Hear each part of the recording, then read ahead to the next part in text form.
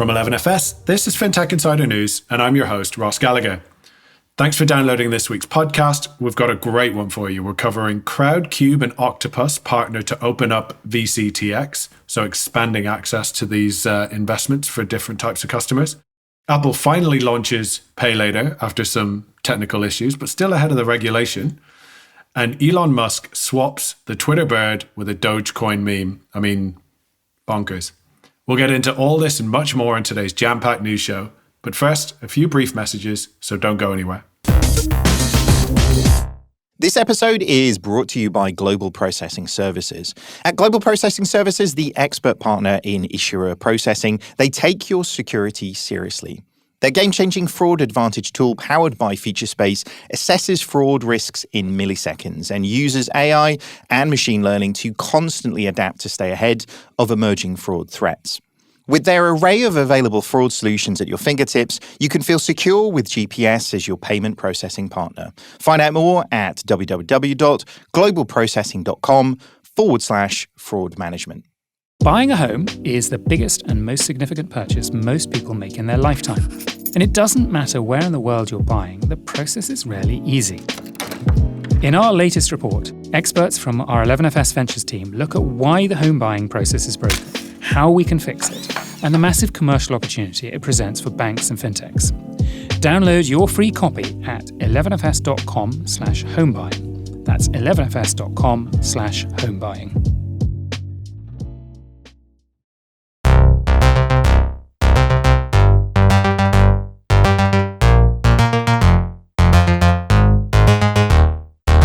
Hello and welcome to episode 725 of Fintech Insider. I'm Ross Gallagher, venture lead at 11FS, and I'm joined this week on Fintech Insider News by some great guests to break down the week's biggest stories in fintech and financial services. So firstly, it's a welcome return to Fintech Insider for Jonathan Keeling, Chief Growth Officer at Crowdcube. Jonathan, thanks for joining us. It's great to have you. I know, exciting week for you guys. We'll get into that in a little bit later, but maybe you can just start out by giving our audience a little bit about you and maybe a little bit about Crowdcube. Yeah, great. Thanks, Ross. Pleasure to be back. My name's Jonathan. I'm CGO at Crowdcube. We're the world's largest equity crowdfunding platform. I'm responsible for our marketing function and also our campaigns team who deliver the businesses that we raise for on platform. We do about 250 deals a year, and that culminates in a big portfolio. And that team I also look after. We've got about 950 million of securities under management and have raised over 1.5 billion on platform for businesses like Revolut, Monzo, Mr. and Mrs. Smith, Cowboy, Curve, What Three Words. And they've gone on to, complete their life cycle and sell on to blue chips like JP Morgan, AB InBev, etc. Hopefully that's a good little snapshot. And thanks again for having me. I look forward to chatting through the news. Yeah, and some real success stories there, Jonathan, as well. So thanks for that and great to have you on. Making a welcome return to Fintech Insider, we also have Jason Mikula, publisher at Fintech Business Weekly. Jason, great to see you back. Maybe again, let's just start with a little bit of background on yourself and Fintech Business Weekly. Yeah, absolutely. It's great to be here. For listeners that aren't familiar, I've worked in the fintech and banking space for 13, 14 years now across marketing and product management roles. Currently write and publish Fintech Business Weekly, which is a once-a-week newsletter doing in-depth analysis on trends and stories in banking, fintech, and crypto. Common themes include banking as a service, embedded finance, compliance, regulation, BNPL, which we'll be talking about a little bit later. If folks want to learn more or subscribe, they can find it at fintechbusinessweekly.com. Nice, thanks, Jason. All the hot topics covered there as well, which is great. And then finally, we have yet another return to Fintech Insider for Polly Jean Harrison, features editor at the Fintech Times. So Polly, listen, welcome back. Great to have you again. Let's go with the trend. Let's get a little bit of background on you and a little bit on the Fintech Times. Brilliant. Thank you. Yeah, I'm thrilled to be back again. So the Fintech Times, we are a multimedia news outlet centered all around fintech, obviously, and the fintech world. I've been there now for nearly 3 years, which feels like so much time, but also not very much time at all, which is absolutely insane. But we chronicle all the latest developments in the fintech space, paytech, regtech, banking transformation, open banking, and April is our diversity and inclusion theme month, which is a very exciting month for us. So if anyone is interested in learning more about diversity and inclusion within the fintech space, definitely check us out at thefintechtimes.com. Nice. Love that. Yeah, it just shows you how quick the market's moving, right? That 3 years feels probably like 10 or 12. Excellent. Okay, let's jump in then. Let's get into the news. Our first story comes from tech.eu with the headline, Crowdcube and Octopus Investments are opening up retail investments in a new partnership. So Crowdcube and Octopus Investments, they're looking to open up these retail investments in a new partnership by creating a solution that lowers the minimum level of investment into venture capital trusts, or VCTs, to £500. The typical minimum investment into a VCT has been between £3,000 and £5,000. This has meant many retail investors have been excluded from investing in these companies listed on the London Stock Exchange. And under the terms of the partnership, Crowdcube makes Octopus Investment VCTs available for investment via the Crowdcube platform to include their flagship fund. So, Jonathan, look, I think it'd be remiss of me to start with anyone else on this story, and obviously great to have you on to talk about it. Maybe you can just give us a little bit of the background, some of the context around how the partnership came together. Yeah, sure, would love to. And it's a super exciting one for us, this. Obviously, ourselves and Octopus have both been key players in the venture ecosystem in the UK for some time. Octopus clearly having many other strings to their bow, and us just simply focusing on the equity investment side for retail. So this comes as a sort of first additional asset class for us to offer up to our members. The partnership feels really mutually beneficial. It was a coming together for both of us, and our side, we're keen to see how we can offer up those additional suite of products as we grow, and also move into sort of later stage offerings with our member base. And then for Octopus, I guess they're wanting to see how they can target a new and growing demographic of wealthy younger individuals, frankly, to try and market their VCT products, which have really exploded over the last sort of 10, 15 years since they were brought on the scene. Yeah. And sort of, I suppose, very clear opportunities on both sides, like you said, right? So the best type of partnership. I guess there's a very notable sort of technical term in there, isn't there? Sort of venture capital trust. So maybe just for our listeners who might not be familiar, can you give us a little background, maybe a little bit of an explainer? Yeah, I mean, best cover for someone at Octopus, I can give you the once over. But VCTs are investment companies. They're listed on the London Stock Exchange, and they allow retail investors to invest in a fund and offer a diversified portfolio for early stage businesses. They're managed by these trusts, and since they were introduced by the UK government, there's been plenty of different funds that operate these trusts, and they've really grown in popularity. So they're launched in 1995. From there, they had about 160 million that year invested, up to where we are today. Last year, there was over 1.12 billion raised into 45 separate VCTs. Apollo and Titan are the two largest in the UK, both operate and managed by Octopus. And they tend to all have different sort of investing thesis and verticals where they focus on. Apollo is a good example, focused on B2B, deep tech businesses specifically. So it allows retail investors looking to get exposure on a more diversified level into, a fund approached investment. They're tax efficient, so you can receive 30% income tax relief upon investment. They're also free of capital gains, and interesting that they need to be held for at least 5 years. So some of those larger products have almost positioned themselves as a quasi sort of savings product in a way. They're much lower rate of return in comparison to what we offer, with almost bang or bust type propositions in the startup private investment world. They're very much more seen as a way to invest and hold in a tax efficient vehicle. I really like that you set our expectations quite low there, and then gave really a truly comprehensive, excellent overview. So thank you for that. Few notes. And Jonathan, I guess obviously, so that sort of minimum now is coming down, right, from sort of between 3 and 5,000 to sort of 500. How much is this going to sort of, I suppose, open up access, expand access to people that previously weren't able to? Yeah, I've been at Crowdcube for 7 years now, and I joined when we were invited onto panels alongside VCs, and we weren't really accepted in the green room afterwards, right? Like there was the core group, and crowdfunding was very much on the side. And the idea of access for retail has taken a long time to educate the market on. And we need to ensure that this stuff is delivered with the appropriate risk warnings and sensible approach.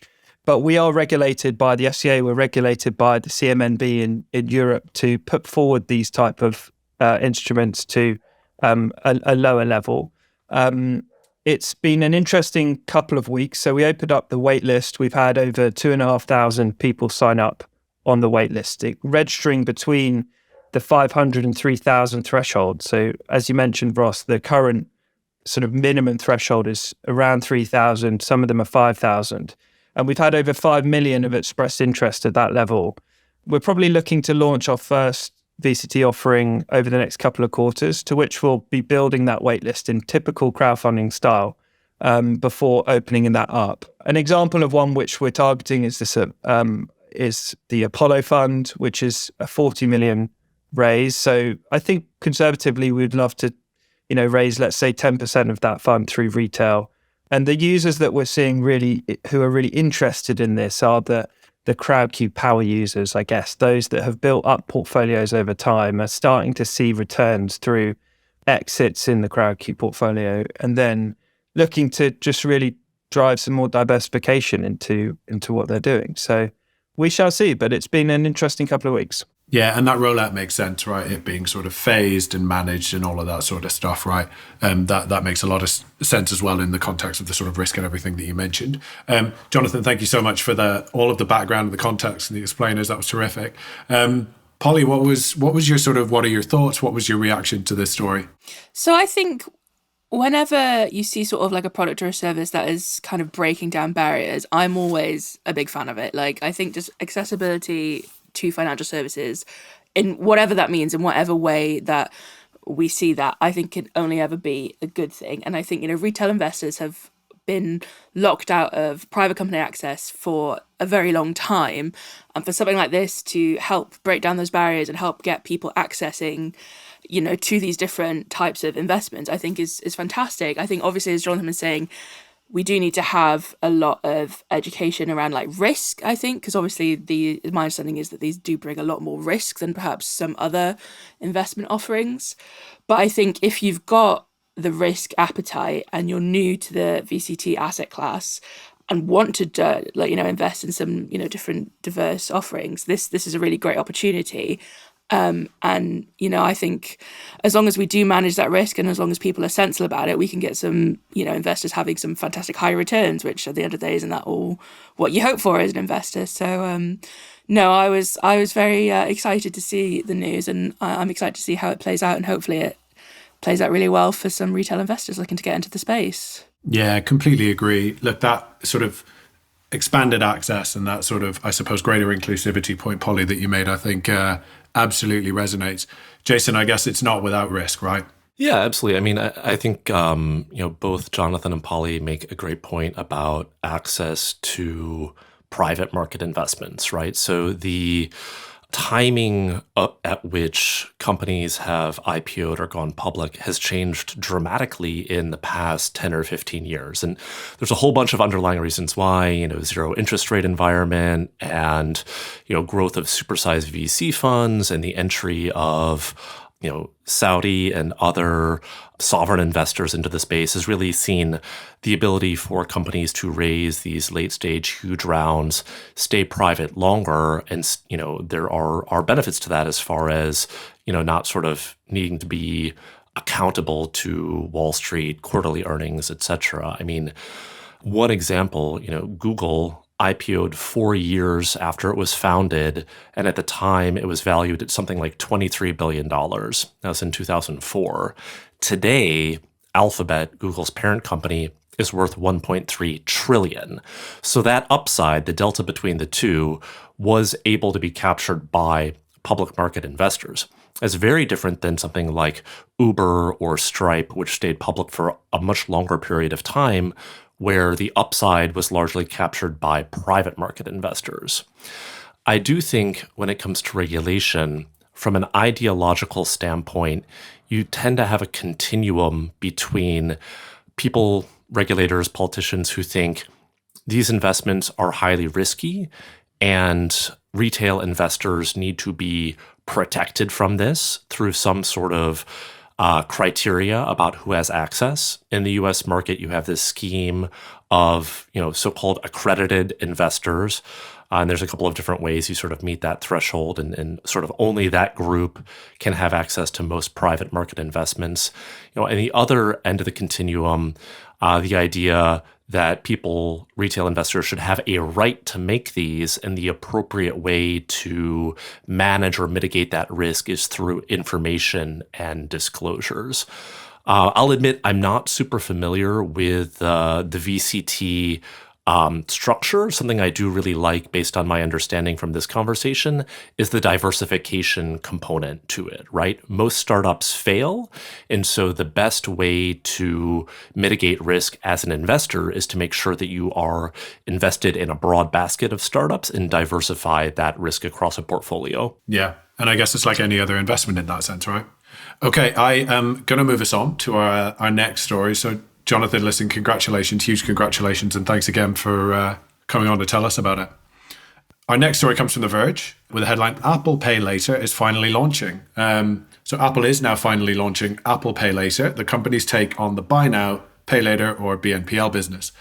The company has announced that users can use the service to apply for pay later loans of between $50 and $1,000, and then repay those loans through 4 payments over the course of 6 weeks with no interest or fees. Apple Pay Later exists within the Apple Wallet and is supposed to let you avoid paying the full price for a product right away. The service, which Apple first announced during Worldwide Developers Conference in June last year, has been in the works for quite a while. Not everyone can access the service, however. Apple says, quote, randomly selected users will receive invites to obtain early access to Apple Pay Later, and the service is only available in the US and for online and in-app purchases on the most up-to-date versions of iOS. Polly, I'll come to you first on this one. What was your reaction to this story? So I found it quite interesting, and I guess my first thought around it was, have they missed the BNPL buzz? This feels like it's coming awfully late. And, like the past 2 years have been very much about, buy now, pay later. And that was very trending both in the fintech world, I think, and as well in the consumer world, as people were sort of learning at the services and using the products. But now I feel like, at least it feels like in how I sort of perceive everything, that buy now, pay later is kind of dying down a little bit. It's not gone away. It's still very popular, but it's just not got that hype and that buzz that it had. And so for a big company like Apple to be launching their own buy now, pay later business now just seems a bit odd. And I think, wasn't it first announced back in July 2022? So it's taken nearly a year to get it up and running, and it's not even fully up and running, if what I understand from your intro, and they're only rolling it out to a few different people. So it was just very interesting. It's something that we've been speaking a lot about at the Fintech Times, about this sort of, the buy now, pay later, and how things have been evolving with that. And it was just very interesting. But then, of course, Apple being Apple and being very popular with consumers, I wonder what this effect will have on the buy now, pay later sector, because I expect it will get a lot of usage, and Apple has a habit of taking over any industry that it goes into. So it'd just be very, very interesting to see. I mean, I use Apple Pay all the time, just purely out of convenience. So to have Apple Pay Later just there as a convenient thing, I'll probably end up using it just because it's there. But then I think we also need to think about how buy now, pay later as well has evolved, because I think it's moved slightly into what people were hoping buy now, pay later would be useful, which is like, the big purchases like the TVs and other sort of things that perhaps cost a little bit more than the average person might have sat in their bank account. And now it's kind of more just general, like little stuff, you know, like you can buy your groceries with buy now, pay later services, which I always think is a bit strange. But I guess, you know, if that's how you manage money, that's fine. So it's just one of those, it's still a bit of a sticky subject, I think, in terms of how people use buy now, pay later. And then if Apple enters the space with something very convenient that I imagine a lot of people will use, is that going to make things worse from the consumer standpoint? Like, is that something that we need to be concerned about? And I'd say it's kind of 50-50, because as with every financial product, every financial service, it's all about how you use it, right? If you use it well and you use it correctly, you get fantastic benefits from it and you get to use that product and it's all great. But if you start using it wrong, that's when the issues come in.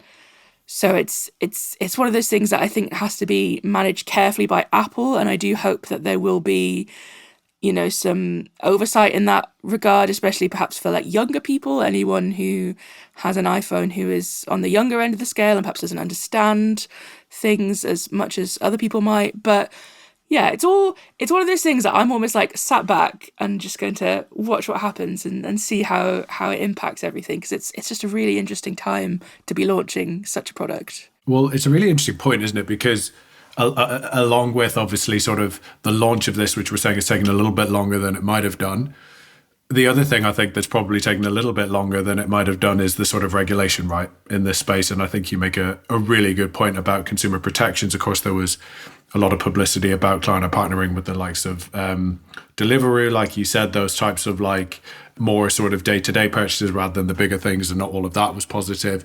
On the adoption point, Jason, I think one of the really interesting things is how the Apple Pay Later actually lives in the wallet rather than on the merchant checkout. Yeah, absolutely. So, I mean, I imagine most listeners are pretty familiar with the, call it like classic pay in for BNPL implementation, right? So the sort of killer use case that really blew up for Klarna and Afterpay and Affirm and these various companies was distribution through e-commerce merchants at the point of checkout. So you're on, you know, ASOS's website or H&M or whatever, and like my purchase is 100 quid or 4 payments of 25. Great. Apple's mechanics and UX are quite a bit different. So to your point, Ross, first, users need to kind of set up and apply in advance through the Apple Wallet.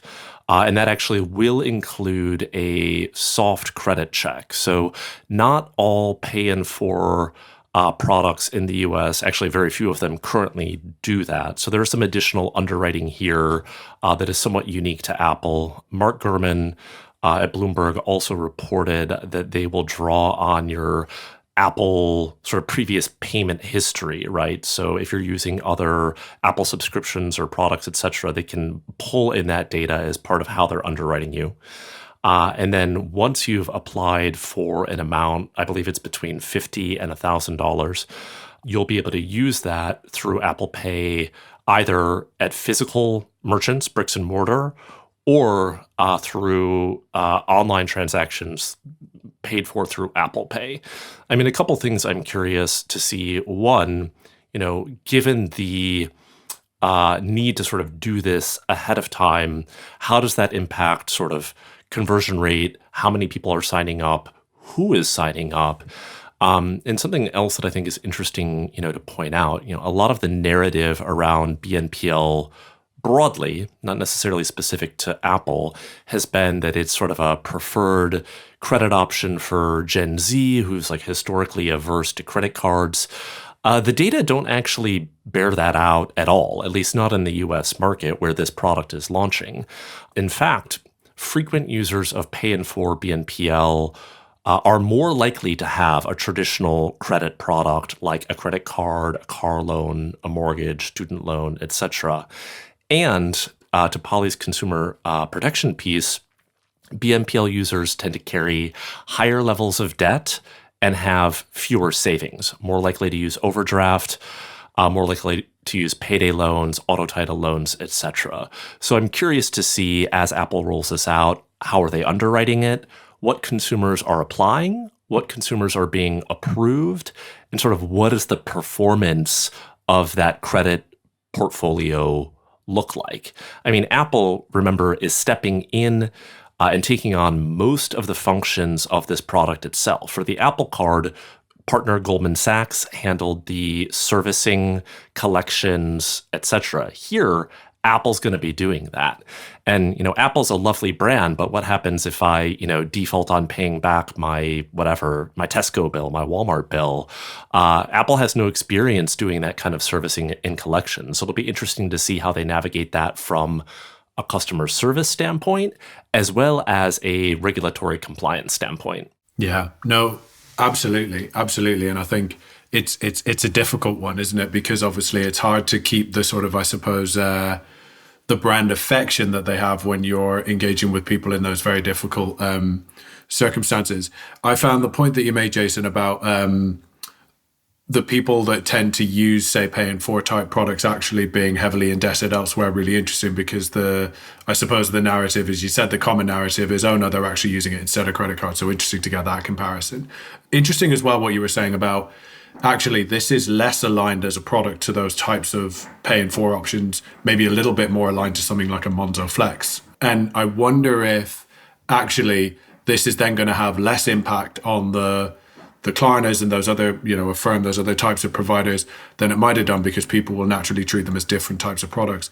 Jonathan, what do you think about the impact that this is going to have on that sort of buy now, pay later sector? Yeah, I guess my feeling of the buy now, pay later product in the UK market is, as Polly said, so synonymous with day-to-day purchase. And I'm trying to sort of attach that with the Apple Pay product. And I just feel like it's a really hard connection to make. And I don't know whether it's just my opinion or whether that's the broad demographic opinion on this, but I feel like they'll have a better sort of landing if they do open in the UK with focusing on those like larger purchase options. And I think they'll build ultimately better reputation with the customers that end up using this product. I just simply can't see, my use case of Apple Pay is nipping in and out of the tube and like buying a coffee and things like this. And I just can't see that stretch to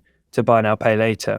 But hey, we've seen stranger things, and be interested to see how it plays out. Yeah, no, I completely agree. Definitely one to keep an eye on. Whatever Apple tends to do, they tend to do it well. So we'll just have to see. All right, so we are just going to take a quick pause here, and we'll be back with you very shortly. This episode is sponsored by Blinkist. The Blinkist app offers distilled content from over 5,000 non-fiction books and podcasts in an audio-first experience, so you can easily fit them into your day, letting you learn new things all on the go. Discover friend of the show Dan McCrum's Money Men, his journey to exposing the Wirecard scandal, all within 20 minutes. Sounds pretty good, huh? Well, right now, Blinkist has a special offer just for you, our Fintech Insider listeners. Go to blinkist.com/fintech to start your 7-day free trial and get 25% off a Blinkist premium membership. And now for a limited time, you can even use Blinkist Connect to share your premium account with a friend or partner and get 2 premium subscriptions for the price of 1. That's Blinkist, spelt Blinkist, blinkist.com/fintech. Okay, welcome back to the show. Now, before we get on to the second half of today's news, this is a reminder to go check out the latest episode of our Fintech Insider Insight show, Are SMEs Being Served Globally? That's the question that Benjamin Ensor is asking in this week's show, with experts from Sao Paulo, Dubai, Miami, and London. So go check that out wherever you get this podcast and let us know what you think. Now, let's get into our next story. So this story comes from CNBC. American micro-investing platform Acorns has acquired GoHenry, a digital banking startup focused on educating kids about money. The company told CNBC exclusively that it agreed an all-stock deal with GoHenry that will see the firm become a wholly owned subsidiary of Acorns, with employees and backers of GoHenry rolling over their equity. Founded in 2012, GoHenry offers a spending card for children aged 6 to 18, linked to an accompanying money management app. Parents can track their kids' transactions in real time and set spending limits or saving goals. Acorn looked at, quote, more than 100 deals globally before landing on GoHenry, with the fintech's $55 million cash infusion buyout of rival firm PixPay in France making the deal more attractive. Now, to find out more, we reached out to Louise Hill, co-founder and chief operating officer at GoHenry, to ask what this means for the company going forward. Our mission at GoHenry has always been to make every kid and teen smart with money. Our new alignment with Acorns will enable us to deliver financial wellness to the whole family, not just kids and teens, and provide members with an opportunity to manage money through all of life's many stages.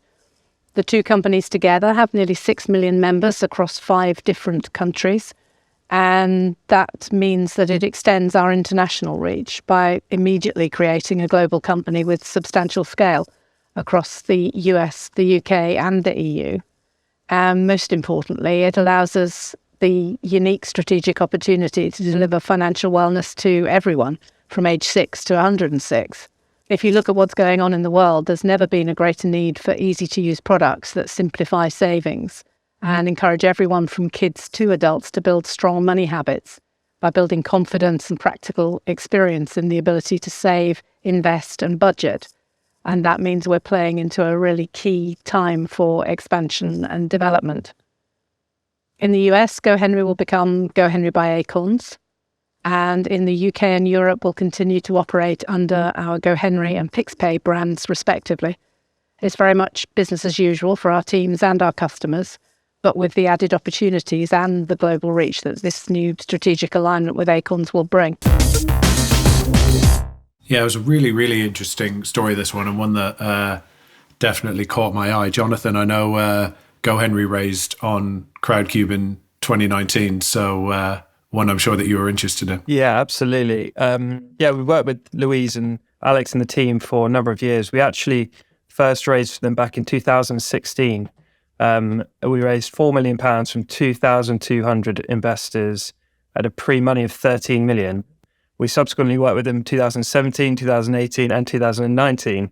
So we've raised over 12 million for GoHenry from over 6,500 retail investors, alongside institutional investors as well. It's been a great journey for lots of members of Crowdcube, all that from all rounds are receiving positive multiples on their investment.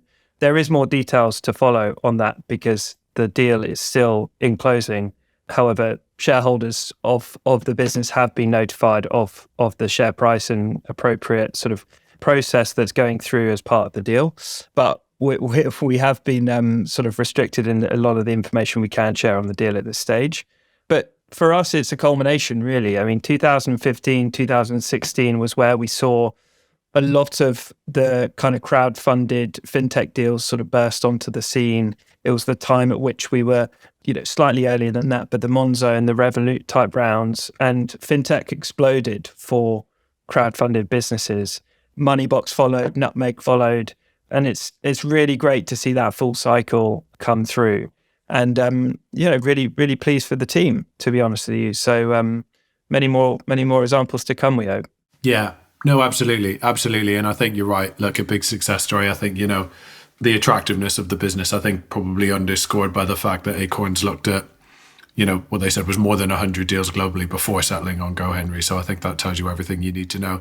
But yeah, huge outcome for the team. Jason, what was your reaction to this? Yeah, I mean, I think it's a sign of things to come in the sense that I would anticipate seeing more, fintech or fintech bank M&A activity in, the next 6-12 months, particularly as, some startups presumably are staring down a shrinking runway and potentially looking for exit options.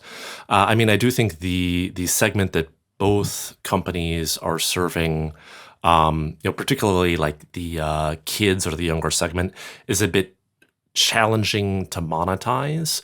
Whether it's a neobank type product or an investing product, given the relatively low amounts on interchange or an asset under management model, it's challenging to generate revenue, and that's why sort of the subscription approach makes sense. I think the piece I'll be interested to watch on a go-forward basis is, does that subscription cost form a barrier, particularly in the U.S. market where consumers are, accustomed and allergic to paying for these kind of things. The free checking account reigns supreme. The other piece I'll be watching is, are incumbents or competitors looking to move into that space, right? So Cash App, which is biggest market is the U.S., but exists in the UK, Ireland, and other countries as well, has a family account option, including investing options. Or do you see an incumbent like a Chase, Bank of America, etc., try to push into that space, offering a free product? So those are kind of the areas that I'm most interested to see play out. Yeah, no, super interesting, and I think I found the point about financial wellness, like in a broader context, interesting, right? Because part of the reason that this story caught my eye is, on first glance, it doesn't necessarily feel like a natural fit, right? Acorns taking over GoHenry. But I was interested in the point that Louise made about, Polly, that idea of being able to sort of serve a really, really wide demographic. I think she said through from the age of 6 right through to 106. So interesting opportunities there in a financial wellness, financial well-being context. Yeah, absolutely. And to be honest with you, I am a huge fan of GoHenry and everything that they're doing. And I wish it was around when I was a kid, because I think financial education is just so important, and you've got to start it as soon as possible, and you've got to get these kids understanding their finances, understanding money, and then that helps them grow up to be, an adult with money coming in and understanding how to use it and how to make the best of it. And I think anything that is about helping that financial education, whether it's for children or, like Louise was saying, for older people, because I think there's still so many adults who don't really understand money very much. So, like, my partner just hates anything to do with money, which is really funny when you consider what my job is. But it's a very big thing to try and tackle, especially from your own perspective, and often you're navigating it by yourself. Or so to have these tools and have these products and services to help you along the way, I think is fantastic. And I guess if we're looking as well kind of on the investment side of things, I think there is a bit of a gap in terms of financial education about investing, I think, for both when we're looking at children and for adults. But at the same time, I think there is a big popularity in investing currently, and having your own investment account and how you can raise your money. And because all my TikToks, which is going to make me sound really dumb, but all of my TikToks are about investing currently. And I know my algorithm is going to be slightly skewed because of the nature of my job, but every time I open TikTok, there is always someone there telling me I need to be investing in this or I need to be doing this. And who are they? Who are these people? I don't know who they are. Maybe they're like big influencers in the fintech world, or they're just some guy who has had some luck in investing and thinks he can impart his wisdom on the masses. Whereas if you have actual physical investing advice coming from a well-respected company that's helping people from early stages, I think that's going to be so important moving forward. Because obviously these kids are going on TikTok, seeing all this investment about how to make a quick buck and thinking, oh yeah, that sounds good, and then maybe not getting the returns that they expected, And I think it's just so important to help people understand how to use their money and how to manage their money. And it's just going to make well-rounded adults and happier adults, I think, for certain, because it's just one of those things that everyone has to do at some point. Everyone has to handle money at some point in their lives. So why not make it easier from the get-go? Yeah, I completely agree with everything that you've just said. And I think actually there's a bigger point, isn't there, about the role of social media. We saw it with SVB. We saw it with, Credit Suisse and others, and the role that can play in driving bank runs, or, like you said, sort of consumers doing things that they don't necessarily understand and not getting to great outcomes. But I think your point about the financial education piece, I just think is so critical. And Jonathan, it does feel like actually there's an education piece that sits across both the index funds and the Acorn side, and actually helping people better understand finances and giving them the tools that they need to make better decisions as they grow up. That sits across both here, right? Totally agree. Yeah, I agree with both of those points from Jason and Polly. And I think the thing that jumps out to me on this, and talking to Jason's point about M&A and future-proofing some of these, the acquiring companies' business models, right, to feed into, their later stage products, to cross-sell into other offers that they have. I always think back to, I know if anyone else in sort of mid-30s listening to this podcast, the student rail card offered by NatWest, because I'm still with NatWest. I have my wife and I have a joint account and a mortgage with NatWest, all because I got my under 18 travel card or whatever it was with them way back in the day. And it's tools like that, I think, on the acquisition side that are really interesting here. And for Acorns, clearly, to be able to sell into this future generation of GoHenry users is going to be a really big part of the deal. But then equally, I don't know how sticky current accounts are nowadays. I mean, there's lots of services, there's lots of optionality, there's lots of ways to flip and switch and change. And maybe I'm just old school in the thinking that actually I really can't be bothered to change my current account. And that's enough for me. But I think that's an interesting one that bears a risk equally, and we need to be able to offer different options up to people. But I think that's an interesting part of the deal. Sort of let's see how it plays out. Yeah, absolutely. I think sort of well-defined opportunities, and hopefully they sort of land, but definitely one to keep an eye on. Okay, so now for the section of the show called Big Click Energy, a quick fire roundup of some more click-worthy news this week. So just one from me this week. It comes from New York Magazine.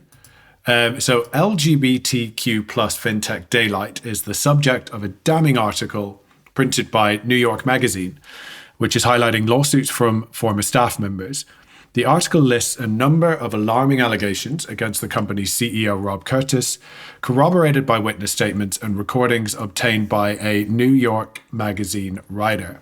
So the article alleges, among other things, fabrications of company figures, a takeover coup, inappropriate behavior, and statements from Curtis towards staff, and an unhealthy corporate culture. The concluding paragraph states, quote, "What transpired at Daylight shows how the guise of a noble corporate mission can provide cover for a CEO behaving badly." So Daylight announced a Series A raise in November 2022 to launch a subscription plan for LGBTQ plus family planning. Now, for me, I think the point about it being a bank targeted towards LGBTQ plus probably feels overemphasized here. I think you'll get bad actors everywhere. So I wouldn't see this as being unique, but I think maybe perhaps the point about not being blinded by a noble mission is relevant. I would, though, hope that that would be the case anyway, right? And that these businesses would naturally be subject to the same controls as any other, but obviously not nice for the people that have gone through any of those poor experiences. So yeah, definitely worthy of a call out. Okay, so let's bring everybody back for the final section of the show, which, as ever, looks at a more light-hearted story from last week. This one comes from The Guardian with a headline, "Twitter changes its logo to Dogecoin cryptocurrency image, an apparent late April Fool's Day gag." So Twitter changed its iconic and obviously very recognizable bluebird logo to mimic the logo of a popular cryptocurrency, an image of a dog that featured in viral memes. It is speculated that was a late April Fool's Day gag from the company's billionaire owner Elon Musk.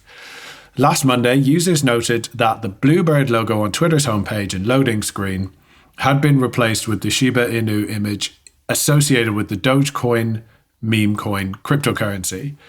The official Dogecoin account tweeted, quote, "Very currency, wow, much coin, how money, so crypto," in response. It came just days after Musk petitioned a court in the US to dismiss a lawsuit filed against him by Dogecoin investors for $258 billion over an alleged pyramid scheme.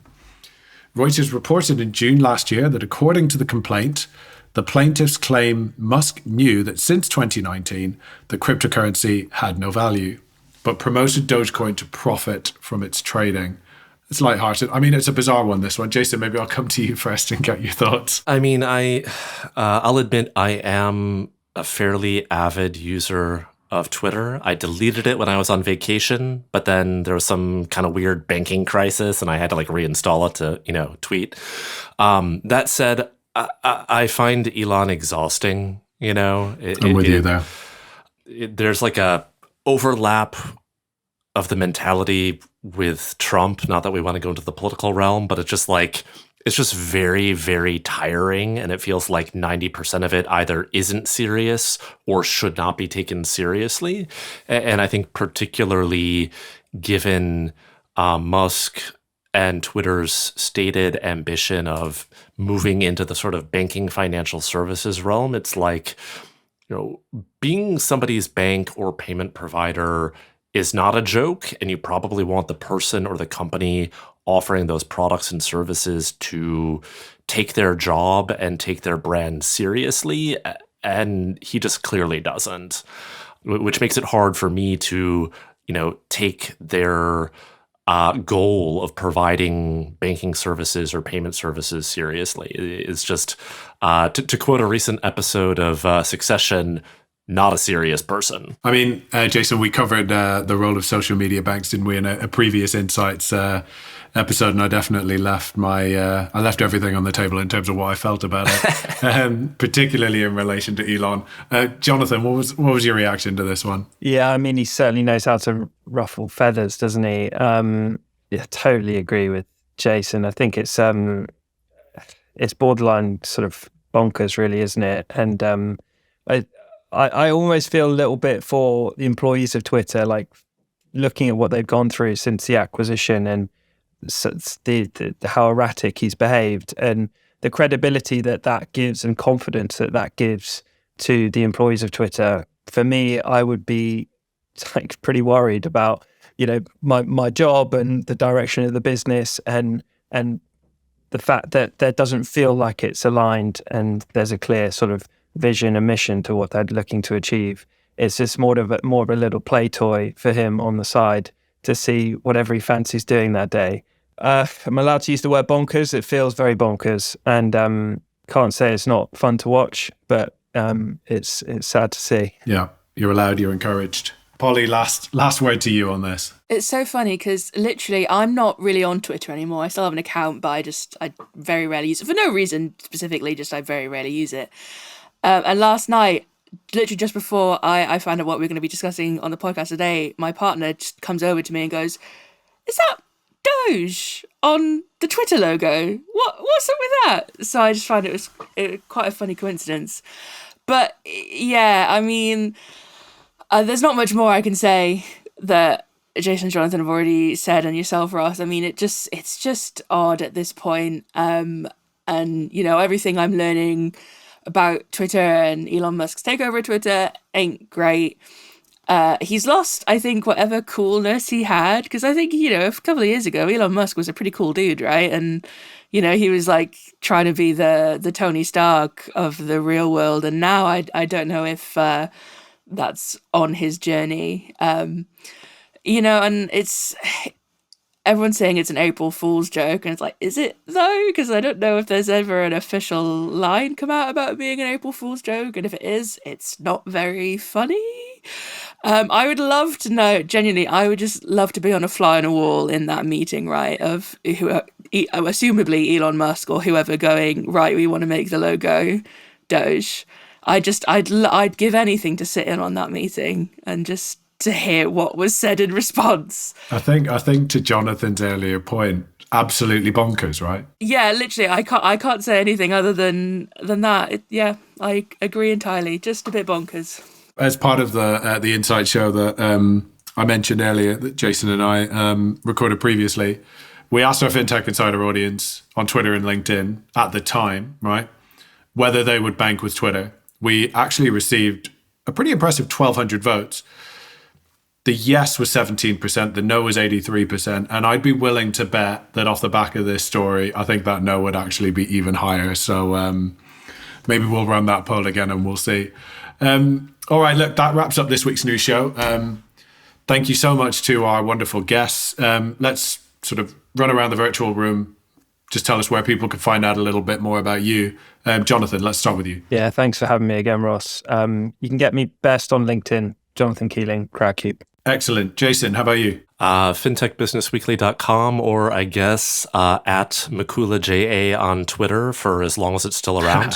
Excellent. And Polly Jean, what about you? Sure, you can find me on the fintechtimes.com. As I said, I don't really use Twitter that much anymore, but if you want to see my previous tweets, it's at opollyjean. Or you can find me on LinkedIn, Polly Jean Harrison. Excellent. And as for me, you can find me on Twitter at RossGallagher07. And thank you so much for listening. Do join the conversation on social media or email podcast@11fs.com. Thanks very much and goodbye.